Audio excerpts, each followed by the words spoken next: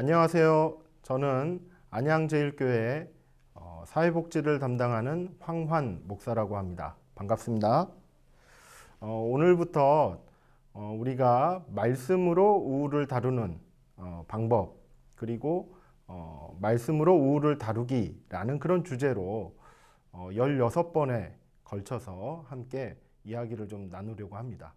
최근에 우울 때문에 상당히 좀 힘든 분들이 좀 있다라는 이야기를 좀 들어서 이렇게 우울증에 관련된 여러 가지 사안들을 함께 살펴보고, 그리고 말씀을 통해서 어떻게 이 우울증들을 증상들을 다루어 가야 될지, 이런 부분들을 한번 살펴보도록 하겠습니다. 특별히 오늘은 첫 번째 시간으로 강의가 이제 한 16개 강의가 있는데, 그 16개 강의가 어떤 목적을 가지고 있고, 그리고 어떤 순서로 이렇게 진행되는지, 이런 부분들과 함께, 그다음에 우리나라의 우울 그 실태와 그다음에 심각성에 대해서 한번 같이 살펴보도록 하겠습니다. 먼저 이 말씀으로 우울 다루기라는 이 과목은 목표가 이러합니다. 본 과목은 우울을 이해하고, 그리고 말씀을 묵상하고 실천함으로써 우울 증상을 다루는 지식과 기술을 습득하는 것을 목표로 합니다. 이를 위해서 우울의 실태, 개념, 증상, 특성, 원인, 접근 방식에 대해서 간략하게 학습을 하려고 합니다. 그리고 자기관리라는 방법을 좀 이렇게 도입해서 하는 우울 자기관리에 대해서 배워보고, 그리고 실습을 좀 해보려고 합니다. 그리고 우울 증상을 다루는 데 있어서 도움이 될 만한 성경 구절을 함께 묵상하는 시간도 가져보려고 합니다. 그리고 우울을 극복한 성경 인물의 사례들을 우리가 함께 분석을 해보면서 말씀으로 우울을 다루는 방법을 다시 한번 확인을 해보고, 그리고 자기 관리하는 방식에 적용을 해보려고 합니다. 자, 그렇다면 강의 순서는 어떻게 되냐면요. 여기 그 화면에 나와 있는 그림을 보시다시피 1강부터 16강까지 구성이 되어 있습니다. 한 강의당 한 30분 정도 내외로 이렇게 구성을 하려고 합니다. 첫 번째는 이제 우리나라 우울 실태와 심각성에 대해서 살펴보고, 두 번째 강의 때에는 우울의 개념과 증상, 그리고 세 번째에는 우울 증상의 특성, 특별히 아동 청소년의 특성을 좀 살펴보려고 합니다. 그리고 네 번째에는 우울 증상의 특성 중에 성인과 노인의 우울 증상을 좀 살펴보려고 합니다. 여기에서 이제 보시면 아시겠지만은 우울 증상이라고 해서 연령별로 다 똑같이 나타나는 것은 아닙니다. 약간의 이렇게 좀 다르게 나타나는 그런 특성이 있기 때문에 이것을 연령대별로 한번 비교를 해보시는 것도 필요해 보입니다. 그리고 다섯 번째부터 여섯 번째는 우울 증상의 원인에 대해서 한번 살펴보려고 합니다. 다섯 번째는 신체나 질병으로 인한 우울 증상, 이런 부분들을 좀 살펴볼까 하고요.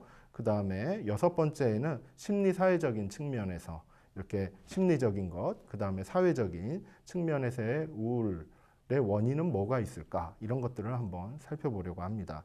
그리고 일곱 번째와 여덟 번째, 아홉 번째 강의에서는요, 우울 치료 방식, 지금 현재 진행되고 있는 현재 우리나라 사회에서 이렇게 우울 치료라고 해서 이렇게 진행되고 있는 여러 가지 방법들이 있는데, 그런 것들이 뭐가 있는지 한번 좀 살펴보려고 합니다.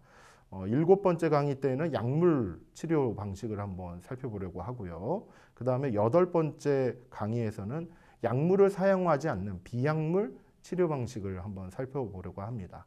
그리고 아홉 번째에는 비약물 치료 방식 중에 가장 많이 전문화되어 있고, 그리고 세밀하게 이렇게 방법들이 잘 이렇게 짜여져 있는 치료 방식이 있는데, 그게 바로 인지행동 치료라는 것입니다. 예, 이론도 탄탄하고, 그리고 이 인지행동 치료 방식은 약물을 사용하지 않기 때문에 몸에도 이렇게 좀 부담이 덜할 수 있는 그런 여지도 있고요. 그래서 아홉 번째 강의 때에는 인지행동 치료에 대해서 한번 살펴보려고 합니다. 열 번째 강의부터 12번째 강의까지는 우울을 극복한 성경 인물에 대해서 같이 좀 살펴보려고 합니다. 첫 번째, 10번째 강의 때는 욥에 대해서 살펴보려고 하고요. 11번째는 다윗에 대해서, 그리고 12번째 강의에서는 엘리야에 대해서 한번 살펴보려고 합니다.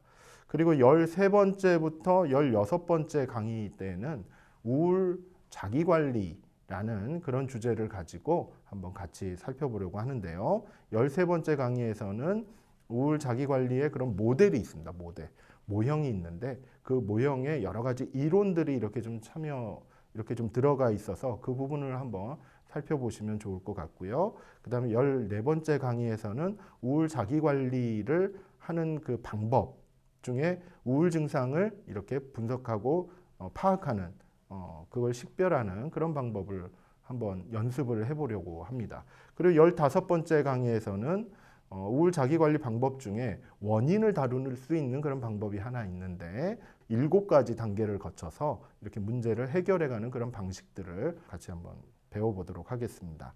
그리고 16번째 마지막 강의에서는 우울 자기관리 방식 중에 있어서 행동 활성화라는 방식을 아주 간소하게 이렇게 마련한 그런 방식이 있는데요. 그것을 한번 같이 실습을 해보도록 하겠습니다.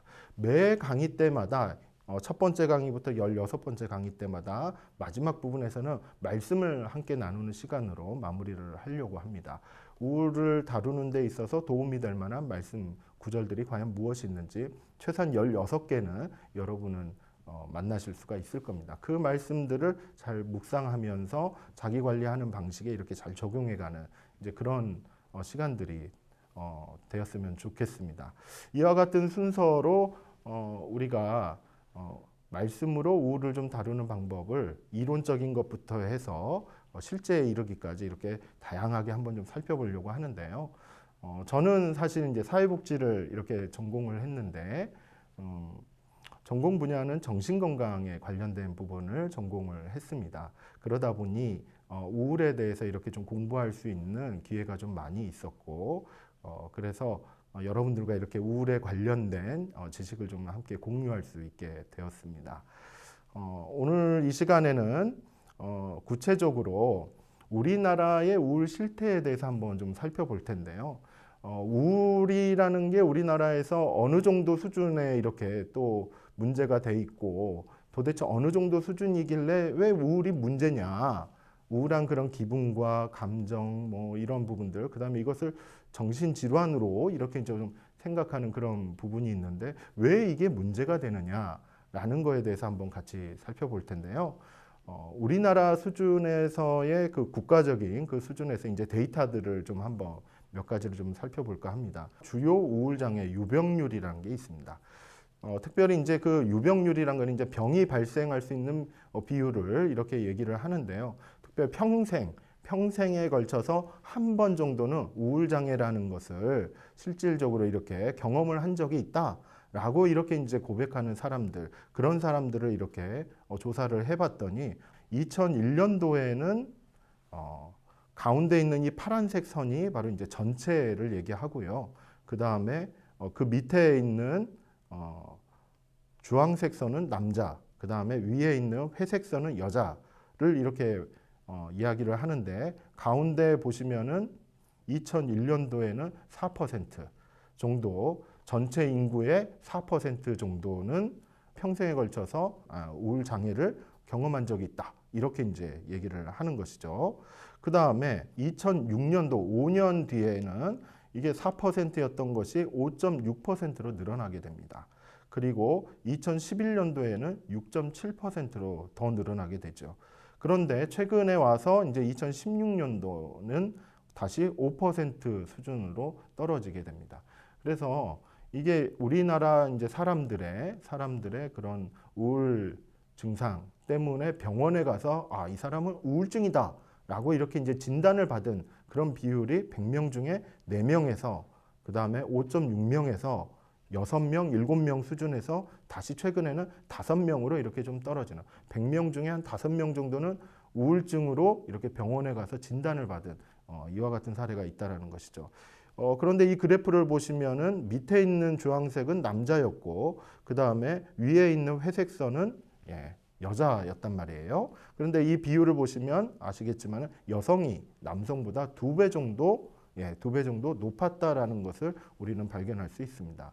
그리고 1년 동안에 걸쳐서 이게 이제 16년도에 조사한 2016년도에 이렇게 조사한 자료인데요. 1년 동안에 걸쳐서 우울증으로 인해서 병원에서 진단을 받은 사람들, 그런 사람들의 특성을 좀 봤을 때 이걸 보면은요. 여성이 남성보다 더 높고 다른 연령대보다 20대가 더 높았습니다. 20대가 가장 높은 그런 우울증 진단을 받았던 것이고요. 그 다음에 월 소득이 200만 원 미만, 조소득층이라고 말할 수 있죠. 이런 분들이 우울증 그 질병을 가지게 됐다라고 얘기를 합니다.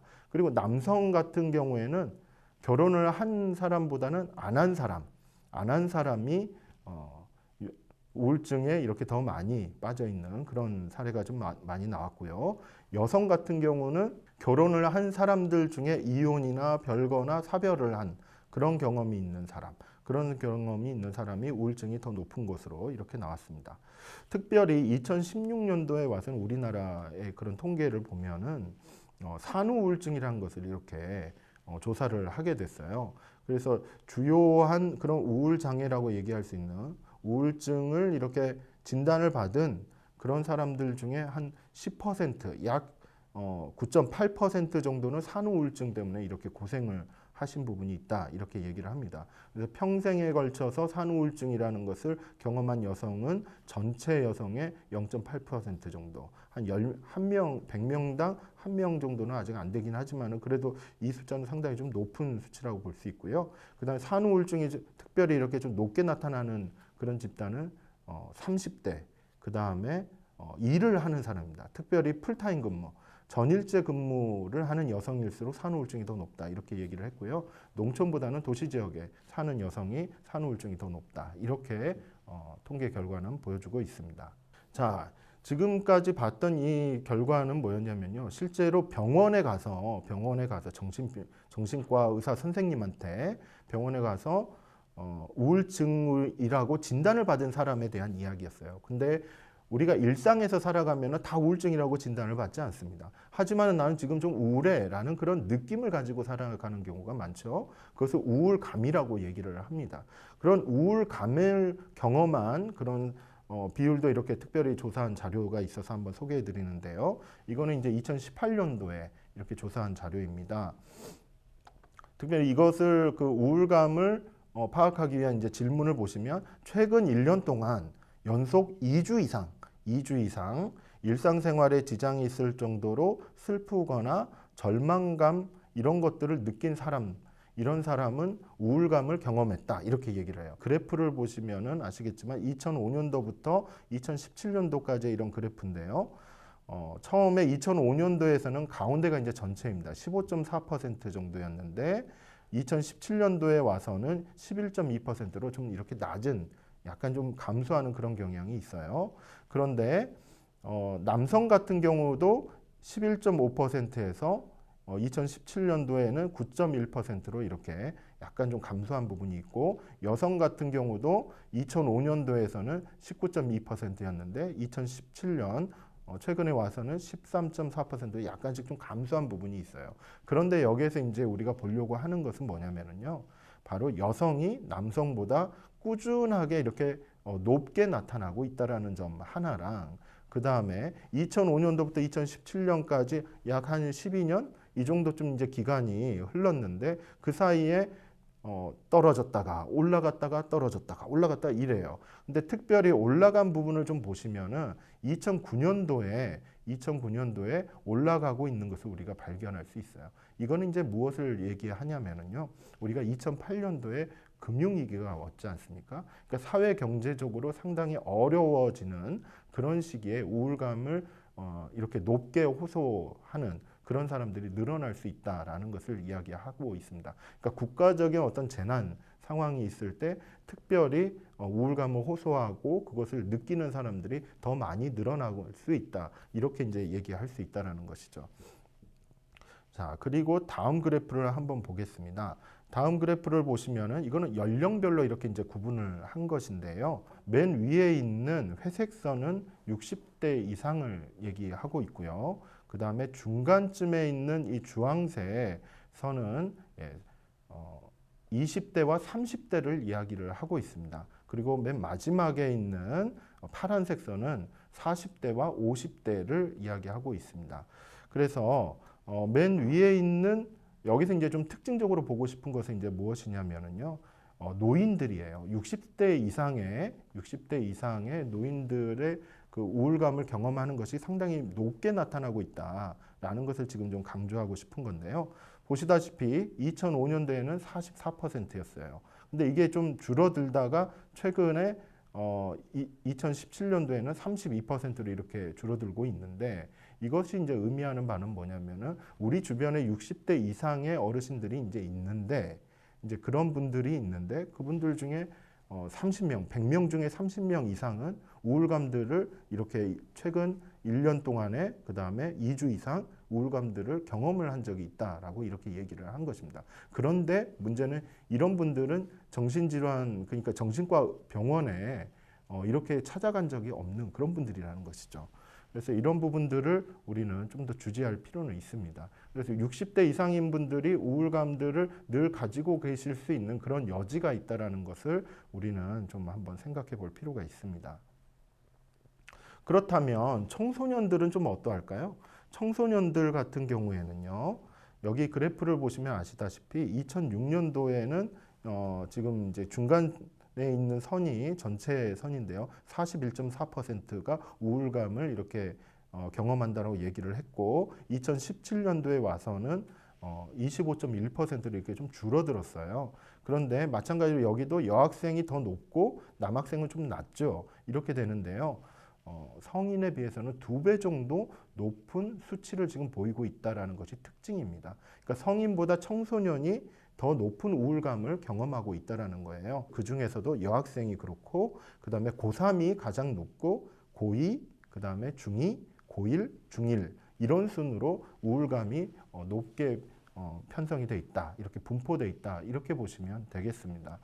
즉 우리나라 청소년 중에 100명 중에 30명 이상의 여학생, 그 다음에 전체로 따지면 25명 이상, 그 다음에 남학생 같은 경우는 20명 이상이 우울감을 경험하고 있고 그것을 호소하고 있다. 이렇게 이제 보시면 되겠습니다. 자, 여러분 혹시 이러한 이야기는 들어보셨죠? 우리나라에서 우울에 대해서 관심이 갑자기 높아진 계기가 무엇인 줄 아십니까?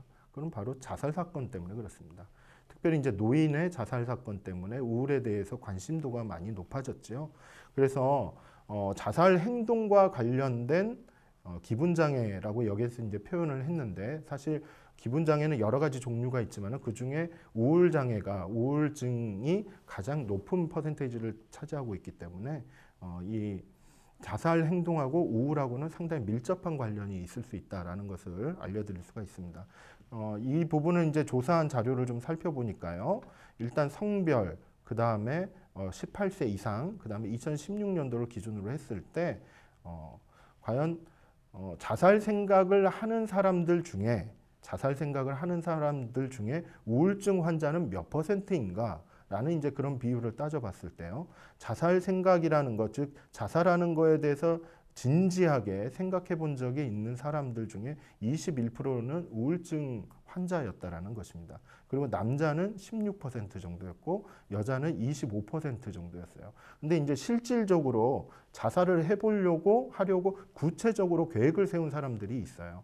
근데 그런 사람들 중에 우울증 환자는 몇 퍼센트였냐면은 37%가 넘어요. 전체는 그렇고 남자는 35% 이상, 여자는 39% 이상이에요. 이렇게 상당수가 우울증 환자가 자살 계획이나 그 다음에 자살 생각을 하고 있다는 것인데요. 실제로 자살을 시도한 사람들이 있죠. 그 시도한 사람들 중에서는 오히려 더 높은 퍼센테이지를 보입니다. 전체적으로 자살 시도를 한 사람들 중에 우울증 환자는 38%나 돼요. 가장 다른 정신질환자들보다 가장 높아요. 가장 높고 남자 같은 경우도 32%가 넘고 여성은 44%가 높아요. 그러니까 자살과 관련해서 우울은 상당히 많은 연관성이 있을 수밖에 없고 우울한 사람이 자살을 생각하고 계획을 하고 시도할 가능성이 매우 높다. 이렇게 이제 보는 것이죠.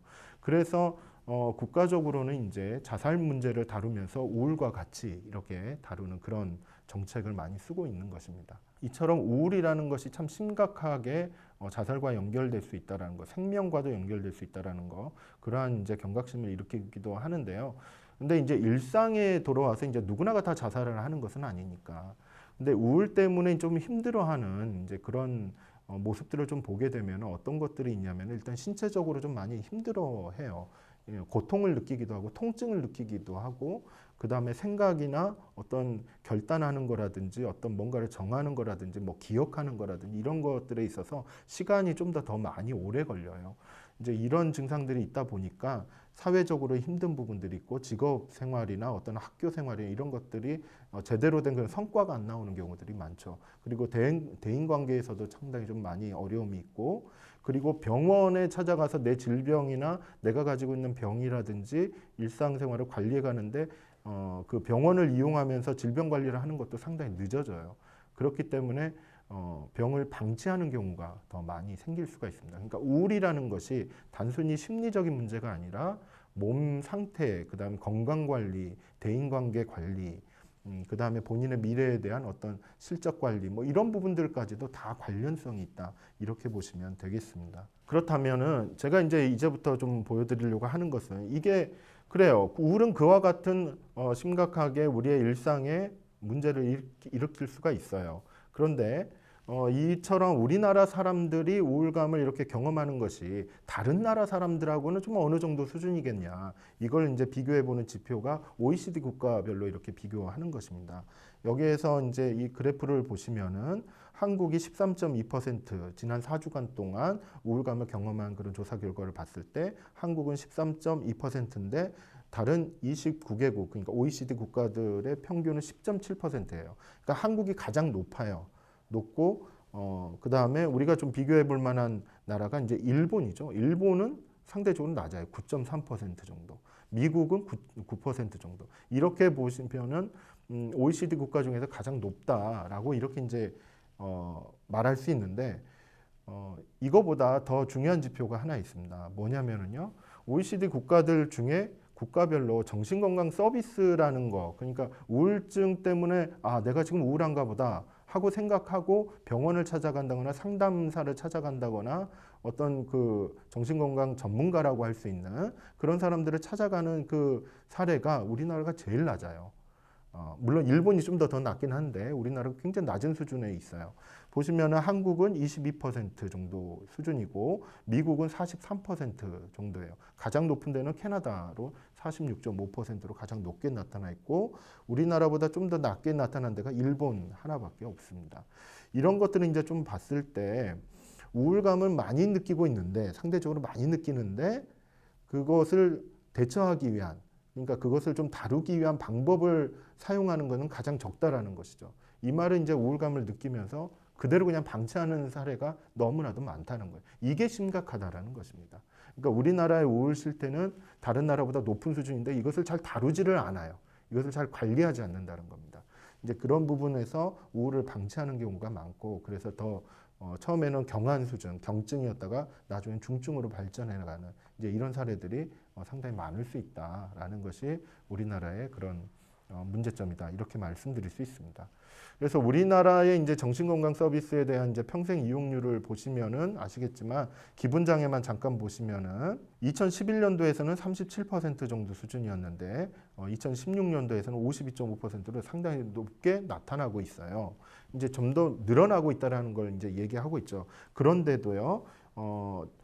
내가 우울증이라고 이렇게 진단을 받았지만은 전문가와 상담하지 않는 이유가 이렇게 이제 조사를 해봤더니 맨 처음에는 뭐냐면 나는 우울증이 없다라고 생각했다는 거예요. 그러니까 우울증을 가지고는 있는데 증상을 가지고 있는데 나는 없다라고 이렇게 생각했다는 것이죠. 그리고 스스로 해결할 수 있다라고 생각하는 그런 사례가 두 번째였어요. 그리고 이 문제는 저절로 좋아질 수 있다라고 이렇게 아주 이제 근거 없는 낙관론을 가지고 있는 그런 분들이 50% 이상이 됐다라는 것이죠. 그러니까 이처럼 가지고는 있지만은 우울 증상을 느끼고는 있지만은 전문가 상담하지 않는 그런 자기만의 어떤 그런 오해라고 할까요? 이런 부분들이 많이 가지고 있다. 이렇게 보시면 되겠습니다. 그렇다면 한두 가지만 더 살펴보고 말씀을 좀 나누겠는데요. 여러분은 어떻게 생각하실까요? 우울증은 치료할 수 있을까요? 치료가 가능한 영역일까요? 거기에 대해서 이제 조사한 자료를 살펴보니까요. 가장 최근 자료인데요. 동의하는 사람이 71%입니다. 조사 대상자들 중에. 그러니까 치료 가능하다고 생각하는 사람이죠. 치료가 불가능하다라고 생각하는 사람도 한 5% 정도가 나왔습니다. 그런데요, 보통이다라는 그런 대상이 있어요. 치료가 가능한지 안 가능한지 그건 잘 모르겠다. 그냥 뭐 그럴 수도 있고 안 그럴 수도 있고 이렇게 생각하는 사람이 24%입니다. 근데 이게 이제 2015년도에는 16.3%였는데 이게 점점 늘어난다라는 것입니다. 그리고 우울증은 치료가 가능하다라고 이렇게 생각하는 사람의 비중은 78.8%에서 71%로 이렇게 떨어지고 있어요. 감소하고 있고 그 다음에 그냥 보통이다. 뭐 가능할 수도 있고 안 가능할 수도 있고 잘 모르겠다라고 이렇게 생각하는 사람이 점점 늘어나고 있다라는 이런 부분들도 우리가 한번 눈여겨볼 필요가 있습니다. 이 말은 다른 말로 해서 우울증을 치료하는 방식에 대해서 우울증에 대해서 잘 모른다라는 것입니다. 모른다라고 이렇게 인정하는 사람들이 점점 늘어나고 있다. 이렇게 이제 볼 수 있고요. 이걸 이제 성별로 이렇게 구분을 해보면은 이게 이제 2019년 기준으로 했을 때 처음에는 우울증은 치료가 불가능하다라고 이렇게 말하는 사람들이 남성이 여성보다 더 높았습니다. 그러니까 남자가 더 많이 우울증을 치료할 수 없어 이렇게 생각을 했다라는 것이죠. 그런데 이제 치료가 가능한지 불가능한지 잘 모르겠다. 뭐 보통 수준이다. 이렇게 이제 얘기하는 것은 여성이 이제 좀 더 상대적으로 높은 이와 같은 부분이 있습니다. 그러니까 남성과 여성의 그런 차이가 여기에서 좀 드러난다라고 볼 수 있습니다. 그래서 여러분 그 우울증은 과연 치료 가능한 것일까요? 불가능한 것일까요? 여러분들의 생각은 어떻습니까? 저의 생각을 이제 간단하게 좀 말씀을 드리자면은 우울은 치료라기보다는 같이 살아가야 되는 그런 동반자 개념이 오히려 더 낫지 않을까. 왜냐하면 우울 증상은 사라질 수 있습니다. 그런데 일상생활 가운데서 우울 증상은 다시 나타나는 경우가 너무나도 많이 생깁니다. 실질적으로 이제 다음 강의 때 이제 좀 더 자세하게 좀 설명을 드리겠지만 우울증에 대해서 우리가 어떠한 인식을 가지고 어떤 태도를 가져야 될지 이런 부분들은 상당히 중요한 요소가 될 수 있겠다 생각이 듭니다. 그렇다면 우리 말씀을 한번 같이 좀 나눠보고 그리고 강의를 좀 마무리하려고 합니다. 우울을 다루는데 도움이 되는 말씀 첫 번째인데요. 우리 한번 같이 한번 따라서 해보실까요? 범사에 감사하라. 이것이 그리스도 예수 안에서 너희를 향하신 하나님의 뜻이니라. 데살로니가전서 5장 18절 말씀입니다. 감사하는 것, 특별히 범사에 감사하는 그와 같은 마음의 자세. 우울한 기분이 찾아오고 우울 증상이라고 느껴졌던 것이 찾아왔을 때 내가 감사할 수 있는 그런 믿음의 자세를 유지한다면 이 우울 증상을 우리는 대처해 갈 수 있는 우리만의 힘을 가지게 된다는 것이죠. 그리고 그 힘을 성령님께서 도와주시는 이와 같은 부분이 있습니다. 왜냐하면 범사에 감사하는 것이 하나님의 뜻이기 때문에 그렇습니다. 그래서 이 감사하는 태도를 우리가 버리지 않았으면 좋겠습니다. 잊어버리면 안 되겠습니다. 같이 기도하겠습니다. 사랑의 하나님 감사드립니다. 우울증, 우리의 일상 가운데서 많이 느낄 수 있는 부분이었습니다. 하지만 하나님께서 저희들과 함께 계심으로 인해서 그 우울증이 아무리 심각하고 그리고 우리를 공격한다 할지라도 하나님께서 우리들을 도우시고 또한 붙들어 주실 것을 믿습니다. 범사에 감사하는 마음 가지게 하여 주옵소서. 이것들을 지켜갈 수 있도록 하나님 붙들어 주시옵소서. 성령님과 함께하면서 우울 증상들을 이겨낼 수 있도록 저희들 붙잡아 주시기를 원합니다. 예수님의 이름으로 기도드립니다. 아멘.